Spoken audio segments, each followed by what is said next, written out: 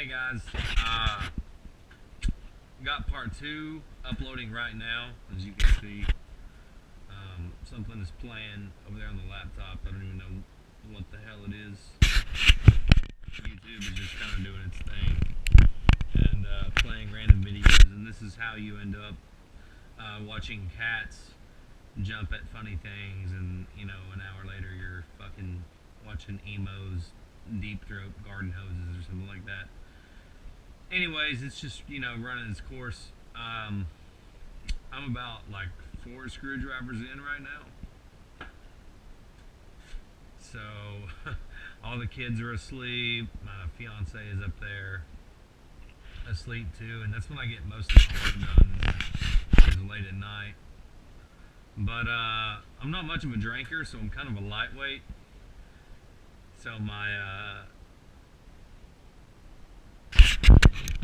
speaking may be a little bit harder to understand than it already is, because I'm from, you know, backwoods in Kentucky. Anyways, enough bullshitting. This is dry. We've stepped on 2 different skin tones. What I'm about to do right now is the first round of airbrushing.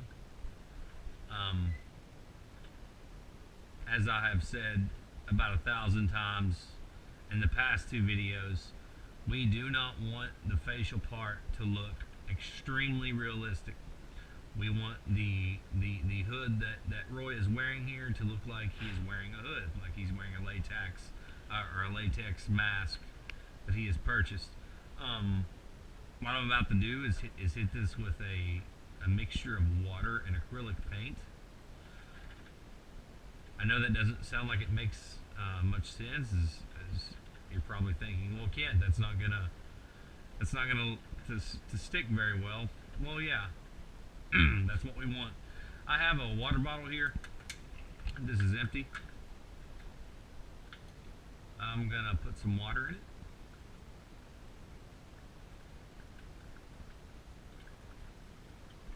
Now, as I have mentioned before, the paint that we have used so far is just a mixture of 30% acrylic paint and 70% latex. This is going to be a mixture of, if I had to, probably 90% water, 10% acrylic paint. And what I'm getting ready to do is called a wash. And what you're going to do is spray the whole thing down with this color that I'm getting ready to make, and then you're going to wipe it off after it dries with a wet paper towel or rag or whatever you choose. Since I'm wanting this to still remain a skin tone, I'm going to use a very, very, very light brown. What that brown is going to do is seep into all these cracks, crevices, flaps, creases, and everything. It's going to dry, and then I'm going to wipe off the excess on the high points.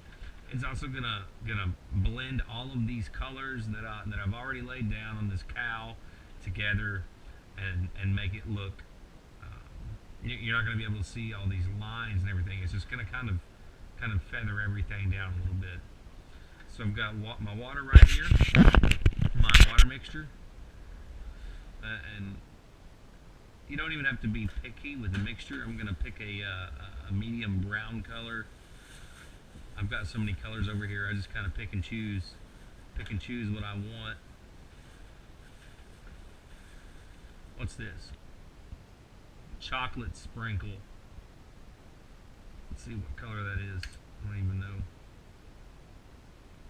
Yeah, that'll work. So here's a good medium brown.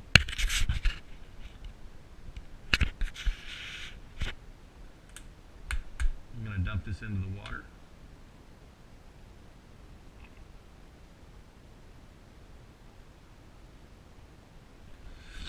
Alright, let's throw the lid on this and shake it up a bit.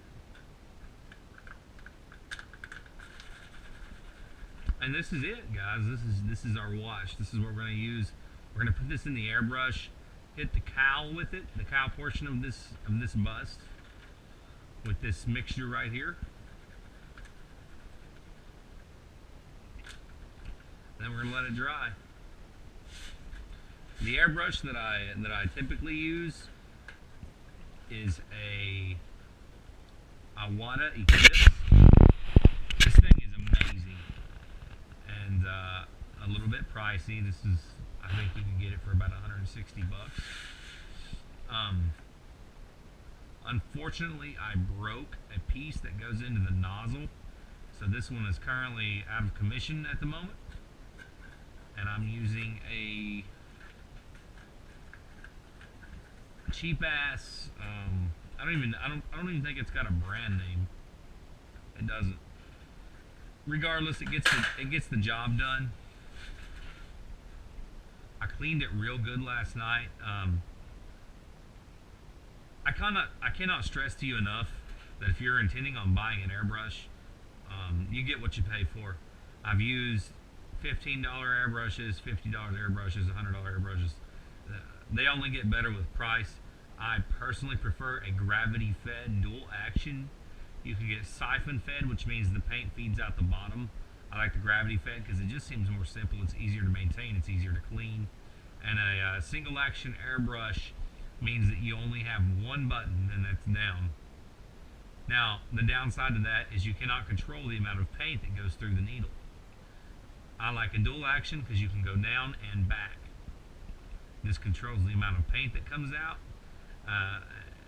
And, you know, I recommend personally that you start out with a single action so you can get you can get used to an airbrush. I worked my way up to a dual action. So what we're gonna do is turn on our air compressor here, which I don't even think I have plugged in. Let me go plug it in here.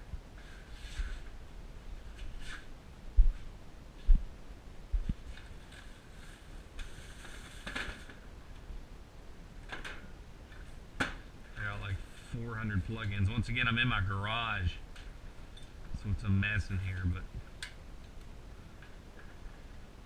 alright. So you hear the airbrush kick on there?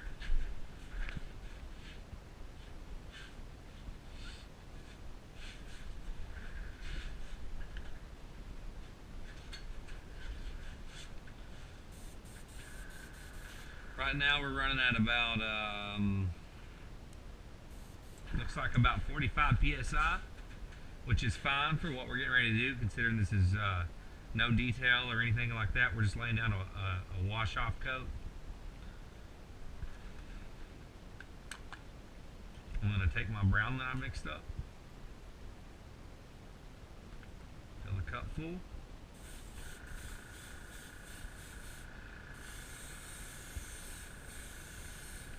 And just hit this cowl portion with this brown.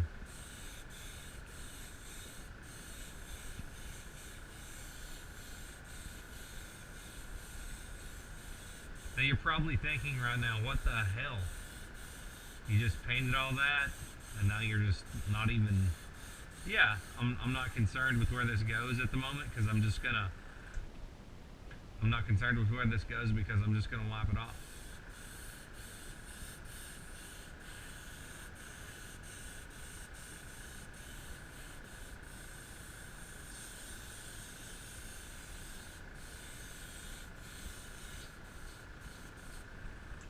And because of the cup on this cheap ass airbrush that I'm using right here, shit, is relatively small, I can't get the feel that I normally would with the Posh or the Iwata that I normally use.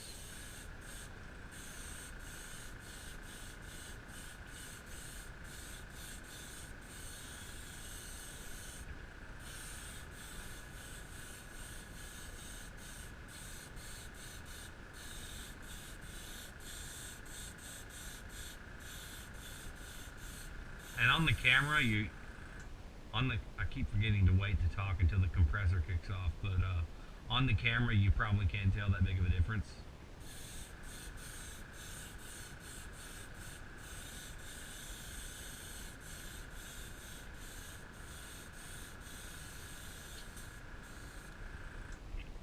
I should probably be using my respirator right there that I have, that I've been drinking, so I'm not. mentioned before, I'm not much of a drinker, so this is not something I would typically do, but it makes it easier for you to hear me when I'm talking on a device that already makes it complicated enough to be able to hear. Whenever I listen to videos that I've made, my voice always sounds muffled.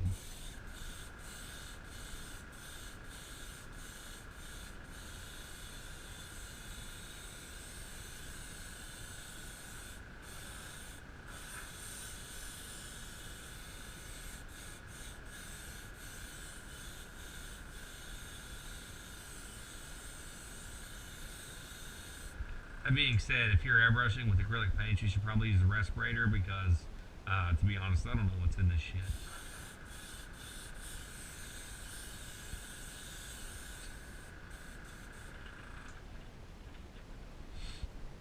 Once again, this is just a acrylic paint and water mixture,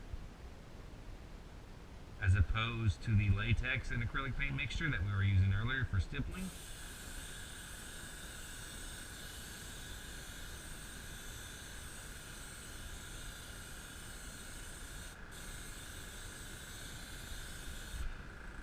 And you're probably thinking, wow, he's being really erratic with that airbrush. He's not being very precise.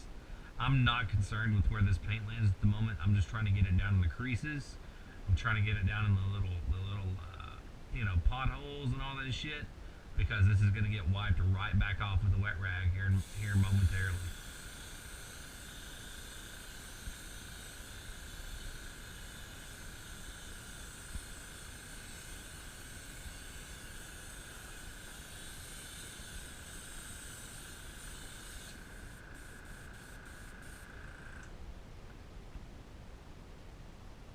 Now, like I said, the technique that I use for the face portion of this bust is going to be 1,000% different than the technique that I'm using for the hood portion.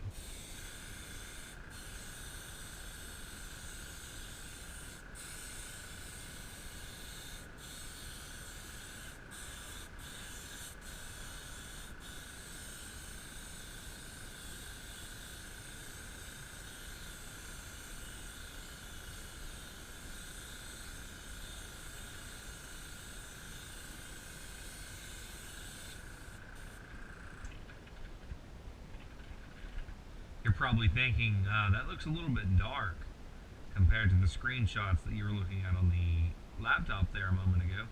And you would be 100% right. But you'll see what's going on here momentarily.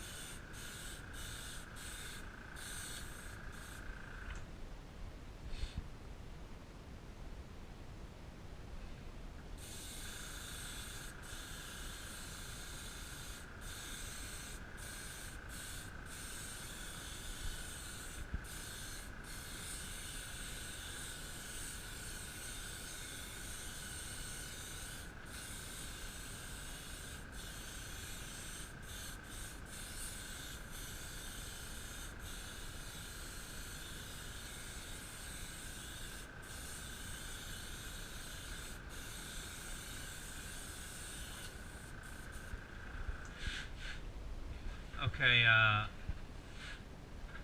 it's at this point that I should point out, you always need to keep your airbrush clean.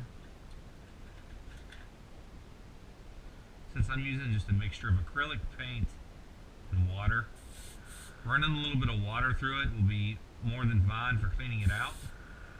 But later when I start adding detail work to the face there, I'm going to be using a different combination of first off, I'm going to be using a different paint, which is oil-based paint, and a different mixture altogether. So I'm going to have to use some chemicals. And in that step, no matter how drunk I get between now and then, I will wear a respirator because naphtha is bad for your lungs.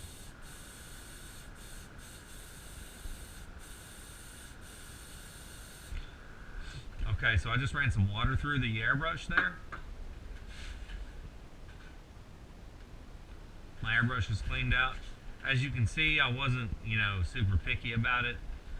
I got some runs in here. I'm not concerned with any of that because all this is going to get wiped off. It's just a wash coat. What's going to happen whenever I wipe this off is it's going to leave little pieces of dark brown paint down on the pivots, down in these creases, down in these lines, in places in the ear, and it's gonna really make everything pop. That's really the end of this video, I guess. This is part 3, I believe. What is uploading? Yeah, part 2 is uploading right now. So, yeah, guys, we're just gonna wait for this to dry, and then we're gonna wet a rag and wipe it down. I had a guy ask me a moment ago why I would share my techniques with people that could potentially be buyers. And my answer to that is, this is a hobby for me, and the prices that I charge oftentimes just barely overshoot the materials that I have in the mask or bust itself. I enjoy doing this very much. It's relaxing, and it feels really good when somebody purchases something from me. So if I teach somebody how to do this, I don't care if it's somebody that could potentially be better than me. I would be honored. That would be awesome. I would love to be able to teach somebody to do this stuff that ends up being 10,000 times better than I ever dreamed of being. So that would be awesome for me personally. That being said, we're going to wait for this to dry. I know it looks a little bit dark right now, but that's all getting ready to disappear. And I will see you guys on part 4, which will likely be tomorrow because I'm really feeling it right now, guys. So it's about bedtime for me. I'm getting ready to be 30 years old. I'm turning into an old man, and